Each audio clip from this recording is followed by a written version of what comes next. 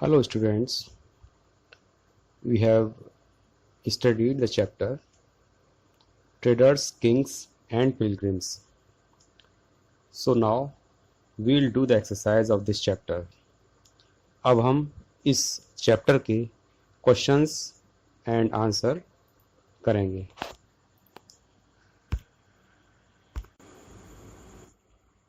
So we will start with question number first.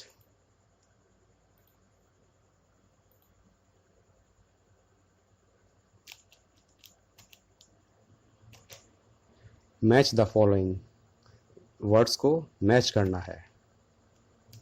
So first word is moneylender. What is मोवेंदर?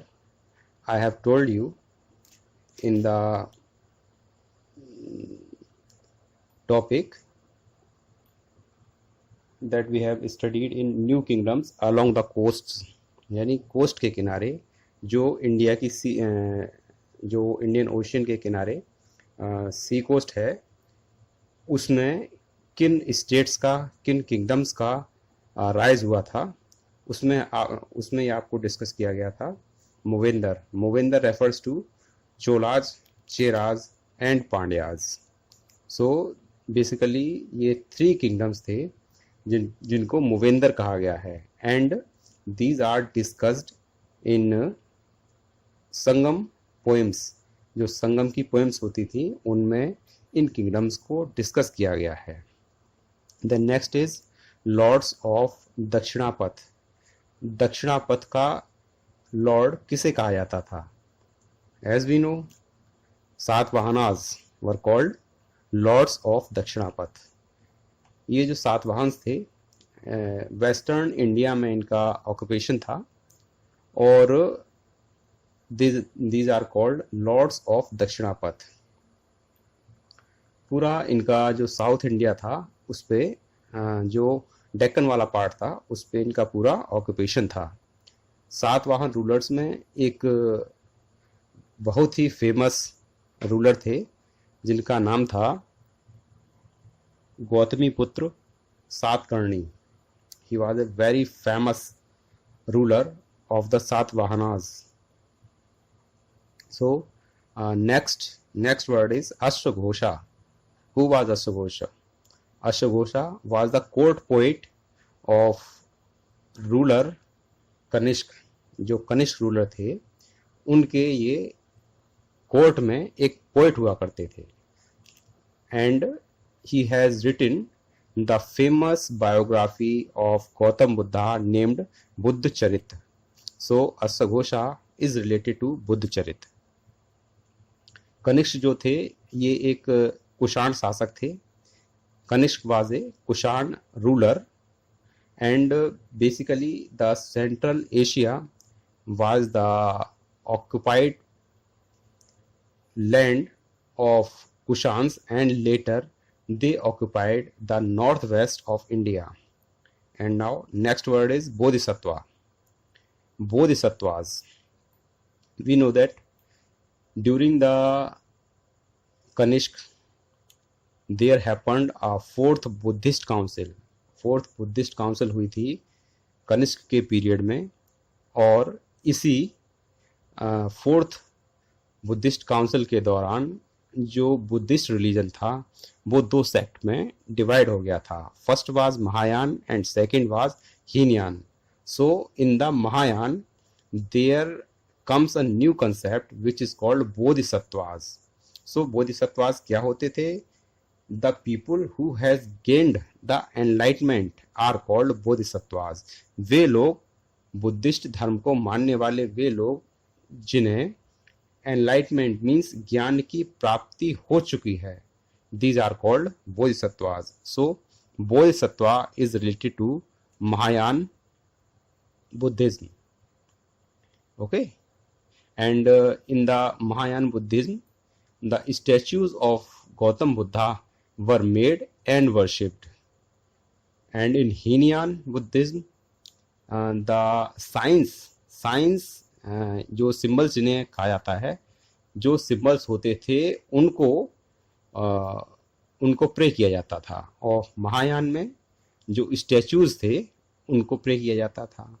And now the next word is Xuanzang. So who was Xuanzang? We have already discussed that Xuanzang was a Chinese pilgrim who came to India to study about the Buddhism and take the manuscripts and watch the monasteries and vihars that were built for the purpose of Buddhism. Xuanzang ये China से India आए थे अपने जो Buddhist religion था जो उन्होंने ग्रहण किया था उसके बारे में और अधिक जानकारी करने के लिए, बुद्धिस्ट प्लेसेस को देखने के लिए इंडिया आए थे. So he was a Chinese pilgrim. So we have completed the question number first. Now we'll move to the next question. Question number 2. Why did kings want to control the Silk Route? King silk route को control क्यों करना चाहते थे? What was the reason?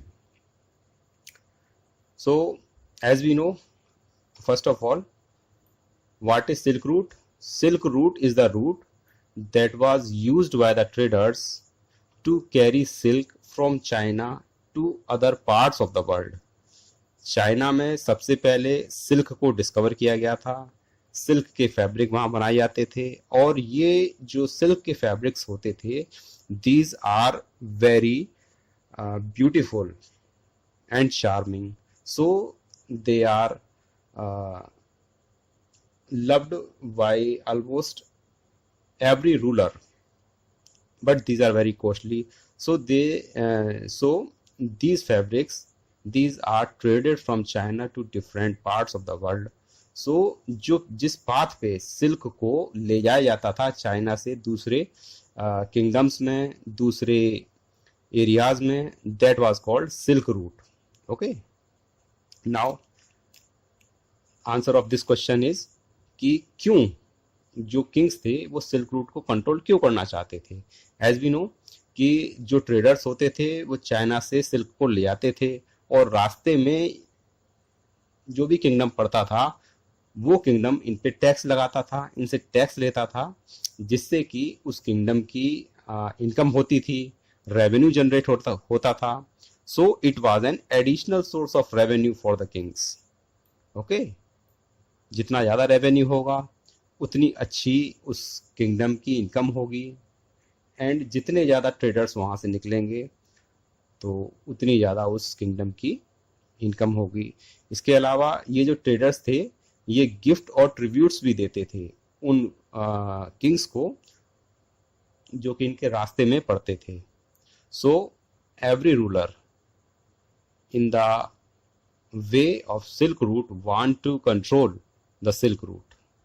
Now next question is what kinds of evidence do historians use to find out about trade and trade routes?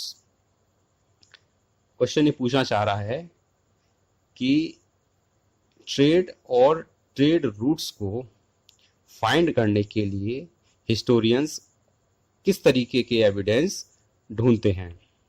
Okay, simply ये पूछना चाह रहा है. So answer of this question is, मतलब वे क्या means थे, वे क्या source थे जो कि हिस्टोरियंस ढूंढते हैं ट्रेड एंड ट्रेड रूट्स को फाइंड करने के लिए, उसकी हिस्ट्री को, उसकी पूरी बारे में जानकारी करने के लिए. So there are various sources from which historians can find the knowledge about trade and trade routes.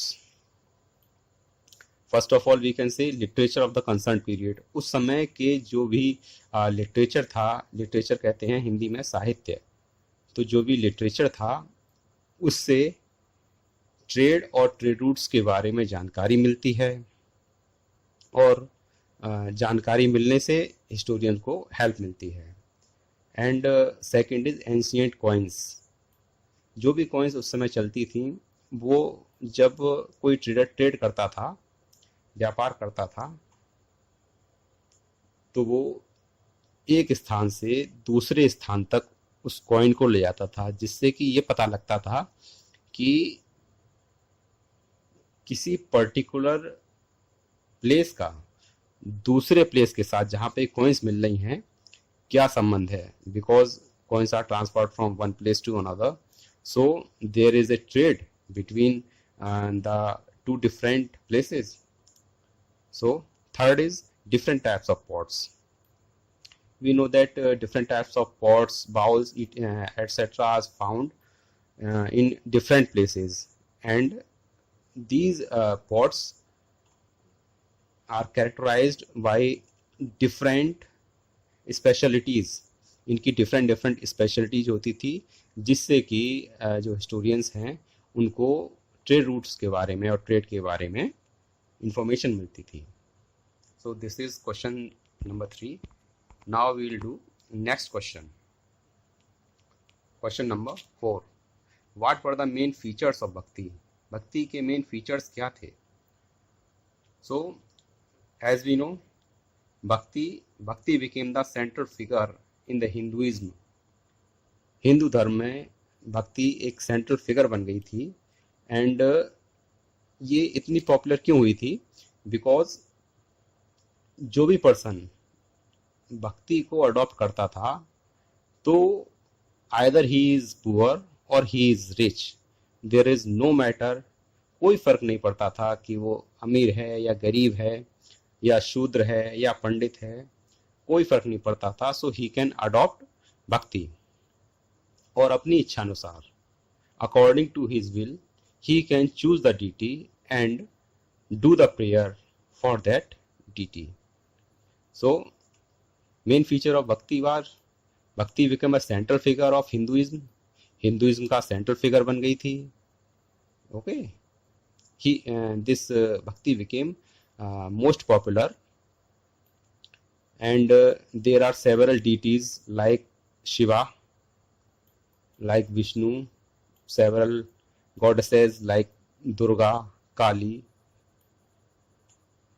and every person was free to choose their desired deity and do worship of that particular deity. And second is deities were worshipped through भक्ति. भक्ति के जरिए deities की पूजा की जाती थी. And Bhakti is generally understood as a person's devotion to his और her chosen deity. वे जो persons थे वो अपनी deity को अपनी इच्छा से चूज कर सकते थे. वे जिसकी चाहते थे उसकी पूजा कर सकते थे. So there is no imposition of will on the people. So these are the main figure of bhakti. Now move to the next question. Next question is question number 5. Discuss the reasons why the Chinese pilgrims came to India. वे reasons बताने हैं जिनकी वजह से जो Chinese pilgrims हैं India आए थे. एज वी नो, जो चाइना में बुद्धिस्ट रिलीजन काफ़ी अच्छी तरह फैल गया था. सो the Buddhist followers of Chinese came to India to study the Buddhist religion and to watch and know more about Buddhist places like monasteries, vihars, and to study about the Buddhism. So they came to visit places associated with the life of Buddha. Buddha की life से जो भी places जुड़े हुए थे उनको देखने के लिए आए थे. और डिफरेंट मोनास्ट्रीज थी, उनमें ये नॉलेज गेन करने के लिए भी आए थे. Okay, so they came to visit places associated with life of Buddha as well as famous monasteries. Next question is why do you think ordinary people were attracted to Bhakti? भक्ति की तरफ ऑर्डिनरी पीपल क्यों अट्रैक्ट हुए थे? What were the reasons? So there are many reasons so that ordinary people attracted to bhakti. First of all, कि भक्ति में किसी भी तरीके का कोई एनफोर्समेंट नहीं था. Anyone can choose their own deity and do the worship, and there is no enforcement on gender, economic status, whether he is rich or poor, what were the caste, either he can be Brahman, he can be Vaishya, he can be Shudra. So whatever he is, he or she is, can join the bhakti and follow the path. So the ordinary people join the bhakti because there is no enforcement, कोई भी restriction नहीं थी और people आराम से अपनी इच्छा से भक्ति को join कर सकते थे. So we have completed the exercise. Please write down the questions and answer in your fair notebook. Do the exercise and remember and do revisions. Revision is a key to success. So आप याद करिए, याद करने के बाद आपको revise करना बहुत जरूरी है.